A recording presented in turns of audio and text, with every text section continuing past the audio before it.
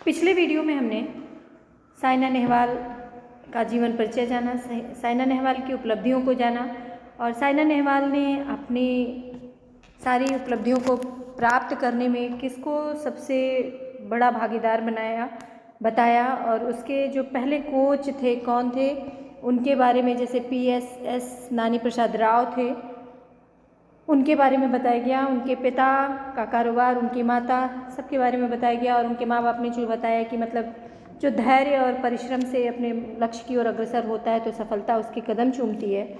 ये सारी चीज़ें पिछले वीडियो में वर्णित की गई। आज हम पाठ से संबंधित कुछ अभ्यास प्रश्नों को जानेंगे और आप लोग अपनी किताब खोल लीजिए। बहुविकल्पीय प्रश्न, सही उत्तर चुनकर सही का निशान लगाइए। पहला है, साइना के बैडमिंटन के कोच का क्या नाम है?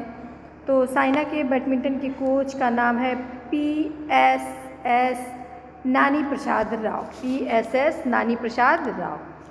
दूसरा है, 2012 के ओलंपिक कहाँ हुए थे? तो ये 2012 का जो ओलंपिक था वो कहाँ हुआ था? लंदन में हुआ था। वर्तमान रैंकिंग में साइना का कौन सा स्थान है? तो ये 8वां स्थान है। साइना कितने घंटे अभ्यास करती थी? तो 7 से 8 घंटे अभ्यास करती थी। 2010 के राष्ट्रमंडल खेलों में साइना को कौन सा पदक प्राप्त हुआ? तो कौन सा पदक प्राप्त हुआ था? स्वर्ण पदक। कौन सा पदक प्राप्त हुआ था? स्वर्ण पदक। अब आगे आते हैं, कुछ व्याकरण से संबंधित कुछ प्रश्न हैं। व्याकरण के नियमों की जानकारी न होने के कारण कितनी त्रुटियां हमसे हो जाती हैं? लिंग वचन के अतिरिक्त संज्ञा, सर्वनाम, क्रिया विशेषण, कारकीय परसर्ग आदि से संबंधित अनेक अशुद्धियां हमसे हो जाती हैं। तो यहाँ पे लिंग संबंधी अशुद्धि है। कैसा है? लिंग संबंधी अशुद्धि आपको दिखाया गया। देखिए, शिखा ने रोटी खाया, तो शिखा चूंकि स्त्रीलिंग है तो उसके साथ खाया नहीं, क्या होगा? खाई होगी। ये उदाहरण है। फिर सुरेश और नीतू आया, तो नीतू चूंकि स्त्रीलिंग है और सुरेश पुल्लिंग है तो दोनों के लिए बहुवचन शब्द का प्रयोग करेंगे। तो आया का क्या होगा? आए, यानी सुरेश और नीतू आए। इन सब चीज़ों को ध्यान में रखते हुए अब हम आगे कुछ वाक्यों को पढ़ेंगे जो अशुद्ध हैं, उन्हें शुद्ध करके लिखना है। तो देखिए, नीचे दिए अशुद्ध वाक्यों को शुद्ध करके लिखिए या शुद्ध कीजिए। तो पहला है, एक फूलों की माला ला दो। एक फूलों की माला ला दो। एक फूलों की माला ला दो।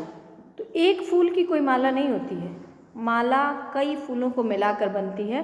तो यहाँ पे हम शुद्ध करके लिखेंगे तो क्या होगा? फूलों की एक माला ला दो। क्या होगा? फूलों की एक माला ला दो। एक माला लानी है, ना कि एक फूल की माला। एक फूल से कोई माला प्रिपेयर नहीं होती है, नहीं बनती, इसलिए यहाँ क्या होगा? फूलों की एक माला ला दो। ठीक है। नेक्स्ट क्वेश्चन है, यहाँ शुद्ध गाय का दूध मिलता है। यहाँ शुद्ध गाय का दूध मिलता है, तो इसका शुद्ध रूप होगा यहाँ क्या होगा? यहाँ गाय का शुद्ध दूध मिलता है।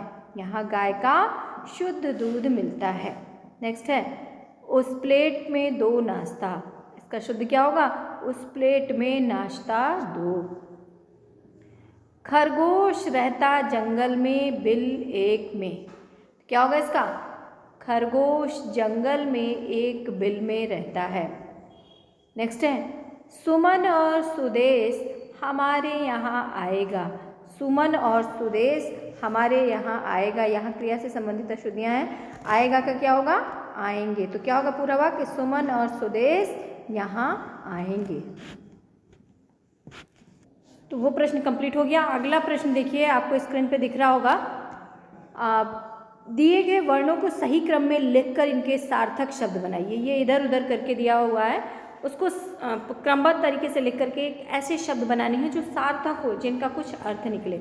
लिखा हुआ है भाति प्र, तो इसका सही क्या होगा? प्रतिभा। क्या होगा? प्रतिभा। सेकंड है या हरिणा, क्या होगा? हरियाणा। क्या होगा? हरियाणा।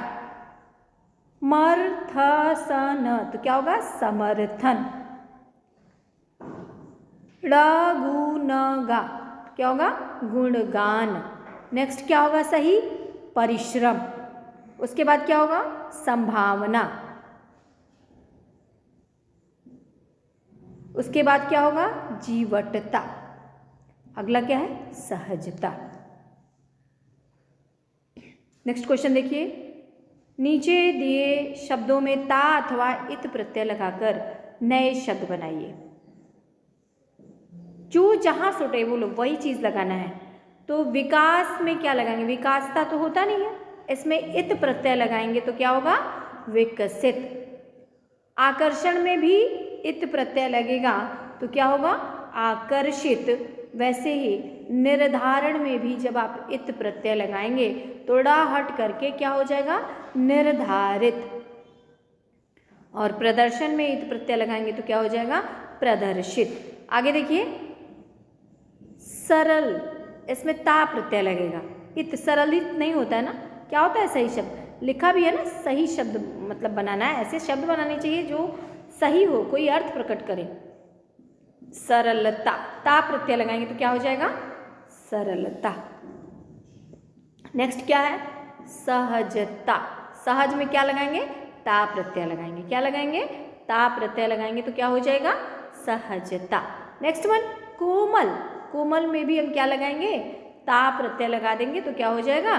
कोमलता। क्या हो जाएगा? कोमलता। भारतीय लिखा हुआ है तो इसको हम ता प्रत्यय लगा देंगे तो क्या हो जाएगा? भारतीयता। क्या हो जाएगा? भारतीयता। नेक्स्ट क्वेश्चन देखिए आप, अनेक शब्दों के लिए एक शब्द लिखिए। जैसे कहा जाता है ना कि वाक्यांश के लिए, दिए गए वाक्यों के लिए एक शब्द लिखिए। तो पहला मैं पढ़ रही हूँ, ध्यान से सुनिए। जो विज्ञान से संबंधित हो उसे हम क्या कहते हैं? वैज्ञानिक। क्या कहते हैं? वैज्ञानिक। सेकंड है, जो नियमित रूप से हो उसे क्या कहेंगे? नियमित।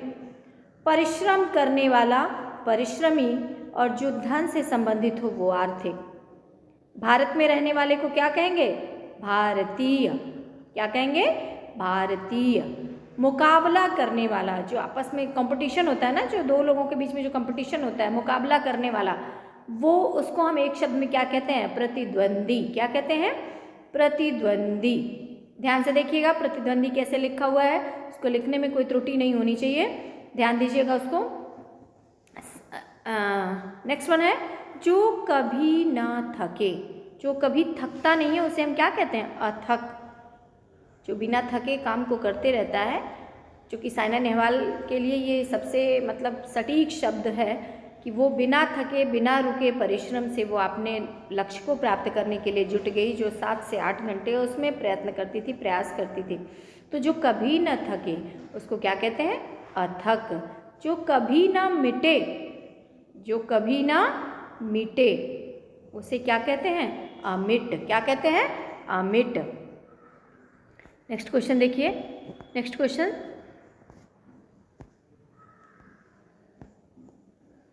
नीचे दिए गए वाक्यों में रंगीन विशेषण शब्दों के सही भेद लिखिए। क्या लिखा हुआ है? रंगीन शब्दों के सही विशेषण शब्द चुनकर लिखिए। तो पहला है, खरगोश एक बुद्धिमान जानवर है। खरगोश एक बुद्धिमान जानवर है। देखिए बेटा, अगर वो बुद्धिमान रेड होता तो वो गुणवाचक होता, ठीक, लेकिन एक रंगीन है, एक शब्द जो लिखा हुआ है वो रंगीन है, तो ये क्या होगा? एक संख्यावाचक। क्या होगा? संख्यावाचक। ठीक है, तो ये कौन सा विशेषण है? संख्यावाचक विशेषण। अगर संख्यावाचक विशेषण के भी गुण मतलब प्रकार पूछे जाएं कि वो कौन सा है तो क्या होगा? वो निश्चित संख्यावाचक विशेषण। अगला है, पेड़ पर अनेक पक्षी बैठे हैं। अनेक, लेकिन अनेक शब्द क्या होगा? वो संख्यावाचक होगा, लेकिन कौन सा संख्यावाचक होगा? अनिश्चित संख्यावाचक। क्लियर? नेक्स्ट वन, सरिता एक साहसी तथा प्रतिभाशाली लड़की है। सरिता एक साहसी तथा प्रतिभाशाली लड़की है। तो साहसी और प्रतिभाशाली दोनों को रेड है, रंगीन है वो, तो ये क्या है? सरिता के गुण को प्रदर्शित कर रहा है, तो इसलिए ये क्या होगा? गुणवाचक विशेषण। अगला है, यह सड़क 3 किलोमीटर लंबी है। यह सड़क कितने किलोमीटर लंबी है? 3 किलोमीटर। तो 3 किलोमीटर क्या बता रहा है? परिमाण, नाप तौल पैमाना बता रहा है, तो इसलिए क्या होगा? ये परिमाणवाचक विशेषण होगा। नेक्स्ट वन, तुम्हारा छोटा भाई बुला रहा है। तुम्हारा छोटा भाई बुला रहा है, तो तुम्हारा किसी की तरफ संकेत किया जा रहा है, तो ये संकेतवाचक विशेषण या सार्वनामिक विशेषण होगा। तो मुझे आशा है कि आप लोगों को ये पूरा एक्सरसाइज अभ्यास प्रश्न आप लोगों को समझ में आ गया होगा। इस पाठ से संबंधित जो भी प्रश्नोत्तर है वो PDF के माध्यम से इस वीडियो के साथ आपको भेजा जाएगा, जिसको साफ साफ और सुंदर सुंदर अपनी उत्तर पुस्तिका में लिखेंगे और शब्दार्थ भी कॉपी में लिखेंगे और उसको याद भी करेंगे।